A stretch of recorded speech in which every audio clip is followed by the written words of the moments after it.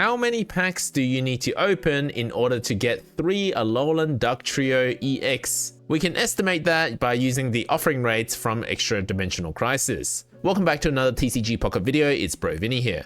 Shout out to Banana Tanks for making this graphic. We have now completed the analysis for the offering rates in Extradimensional Crisis, the latest set in the game. If this is your first time joining us for offering rates and you're wondering why we do this, it's because the game doesn't actually directly tell us the offering rates per pack. It tells us the offering rates per card slot, which is not that helpful. What we want to know is how many packs I've got to open in order to expect to get, say, one Immersive Arts, say Buzzwole EX. In this case, we're expecting at least one of these Buzzwole EX cards in about 90 packs. For 3-star Immersives, this has been pretty standard rate. About 90 packs you expect to get one Immersive, no matter which expansion pack you pull from. In Celestial Guardians, the main set, it was also 1 in 90. Sometimes the rates do vary just very slightly, only because of God pack rates. But otherwise, generally speaking, 1 in 90 packs we get an Immersive Art. We also see the continuation of 1 Shiny Star and 2 Shiny Star Pokemon cards in Extradimensional Crisis, and it's about the same rates as Celestial Guardians. You're expected to get 1 Shiny Star card in about 28 packs or 1 2 Shiny Star card in 59 packs. Exactly the same as it was in Celestial Guardians. And that's because the pool of cards remain the same. The number of 1-star shiny and number of 2-star shinies have been the same for both sets. However, just like Celestial Guardians, none of these shiny cards are new cards. They are rehashed cards from older sets. Many of these are from Genetic Apex, some are from Mythical Island, etc. Once again, unlike Shining Revelry, which was a focus on shiny cards, where the shiny cards actually had new mechanics or new attacks, these do not. For long-term players, this may not seem that useful, but the way I see it is that it does help newer players or players who missed out on certain cards. Myself, for example, actually missed out on Greninja in Genetic Apex, and I actually happened to pull Shiny Greninja in this set. It helps you fill in some gaps in your deck building. As long as the introduction of these shiny cards don't affect our ability to pull certain meta cards like Buzzwole EX, and it doesn't because the shiny rates actually come from 2 diamond and 3 diamond cards, I don't think it's overly harmful. I do occasionally see some comments say that they'd rather get a new 3 diamond card, and while I understand that, the offering rates of 3 diamond actually didn't go down that much to introduce the 1 and 2 shiny stars. They took more of the rates of pulling 2 diamond to create the 1 and 2 shiny star rates, so it's actually not that harmful to 3 diamond. So consider that most of the time you pull a shiny card, it actually just replaces you getting another 2 diamond card, which you probably would have had multiple duplicates anyway. And yes, while more rarely, some of those shiny cards do replace 3 diamond cards that could have been a new card for you. It's not that common, but I think the biggest problem and the overriding factor of why you might feel your 3 diamond set isn't completing, it's probably more to do with the lack of Hourglass and the abundance of cards, rather than to do with them introducing shiny star cards. Just to illustrate that point, once again, we've done this before for Shining Revelry. If you look at 2 diamond and 3 diamond rates from Triumphant Light, for the 5th card it was a 60% rate or a 20% rate. Look carefully about how that changed in Extradimensional Crisis or any set that has shiny cards to date. 2 diamond fell 4%, 3 diamond only fell 0.2%. In order to make up that 4.2 from the 1 shiny star and 2 shiny star rates. So once again, 3 diamond isn't suffering that much. Plus, 3 diamond is quite common in Wonder Pick and will become tradable in the future after a new set is released as well. But there's one more reason you don't need to be upset about not pulling 3 diamond cards in Extradimensional Crisis.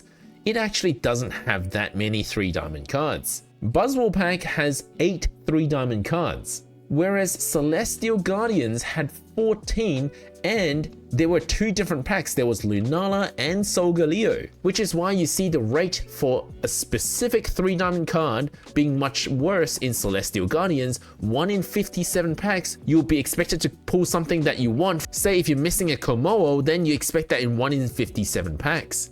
Whereas in Extradimensional Crisis, you expect a Decidueye that you might be missing in 32 packs. So your chance of completing 3 diamond is much better, and there's only 1 pack to pull. Between Lunala and Solgaleo, there are actually 28 3 diamond cards, making it a lot more difficult to complete. So to me, there's no complaints about 3 diamond in this set. Although being a mini set, we should probably compare it to another mini set like, say, Mythical Island, which also had fewer 3 diamond cards, therefore the chance of pulling a specific one is 1 in 32, a much better chance. Although compared to Triumphant Light, 3 diamond rate is a bit worse for Triumphant Light, largely because there were a lot of 3 diamond cards introduced to work with the Arceus EX or Arceus cards in this set. So this set was a bit special in that sense, despite being a mini set. As for 4 diamond, 5 EX cards were introduced in this set, which is pretty much the same as every other set, except for Shining Revelry, because in this set they introduced the most ever number of EX cards in one pack that we've ever seen. But besides that, the odds of you getting a 4 diamond card is largely the same. And on top of that, your Immersive is Buzzwole EX, which from a deck building perspective is better than a Guzma that's Immersive or a Lily that's Immersive, because these trainer arts are just 2 diamond cards normally, so they're not that hard to pull for deck building purposes. So I'd rather an EX card than a trainer card. Although the Crown Rare is just a 3 diamond card made into a Crown Rare. Whereas in Celestial Guardians, they were EX cards. Of course, Crown Rare being one of the rarest cards in the game, that doesn't actually affect most people. But it's worth noting that this is the first time we've had a 3 diamond card as a Crown Rare. Most previous Crown Rares were EX, so 4 diamond cards. We had an item Crown Rare one time, which if it had to be given a rarity, even though Pokeball is actually normally a promo card, it would be a 1 diamond. And now we've got a 3 diamond that is a Crown Rare. So I guess at this point, anything can be a Crown Rare. So the only one that we're kind of missing is 2 diamond rarity having a Crown Rare. For example, a trainer card. Now, as for 1 star, we have 6 cards that belong in this group. So not a lot compared to Celestial Guardians. That set had 12 1-star arts per pack, and there's 2 different packs. So the rate of you pulling a specific 1-star is 1 in 47 packs in Extradimensional Crisis, almost twice as bad in Celestial Guardians, 1 in 93. So in terms of completing the secret mission, for Extradimensional Crisis Museum 1, having only 6 cards, it's relatively easy. And it will reward you with some Hourglass and some shop tickets. And this rate for Extradimensional Crisis is largely the same as other mini sets like Triumphant Light, as you can see, 1 in 47, because they had about the same number of cards, and Mythical Island, once again a small set, also 1 in 47 packs. Both of these sets only had 6 1-star cards as well. For 2-star cards, there are 12 different ones in Extradimensional Crisis. The rate of you completing this set, it isn't the highest or the lowest we've ever seen, but as usual, it's just going to be almost impossible to complete a 2-star set. If you're missing just the 1 2-star card, let's say you're just missing the Rainbow Border Alolan Ductrio EX,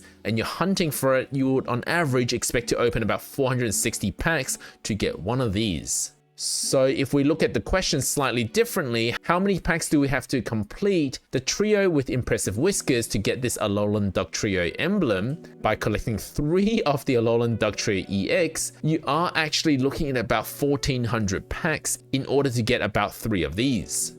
So hopefully you do see it in Wonder Pick at some point, because so far they're still not tradable. Although, if you remember a few months back, the developers suggested that we may be able to trade 2 stars in the future, although at what cost we still don't know. But should that happen, it doesn't cost you an arm and a leg. Consider doing this secret mission by doing mirror trades, because we know that mirror trades help you complete missions or secret missions. So even if you don't have 3 Alolan Ductrio EX in your account, as long as you have 1 and you trade it with someone 2 more times, that will still help you complete this secret mission. And finally, I'd like to apologize for one mistake I made in one of my earlier videos this week. I had compared Alolan Ductrio EX's secret mission with the other secret mission, Extradimensional Crisis Museum 2, where you have to collect 4 Rainbow Border 2-star cards. I had said that getting Alolan Ductrio EX 3 times was harder than completing the full Rainbow Border set with 4 different cards.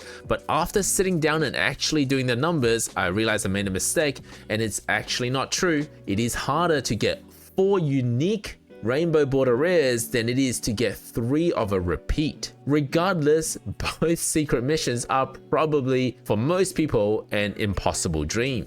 Until maybe when they allow trading of 2-star cards. Thank you for watching, guys. Don't forget to leave a like and subscribe, and let me know if you have any questions in the comments section below.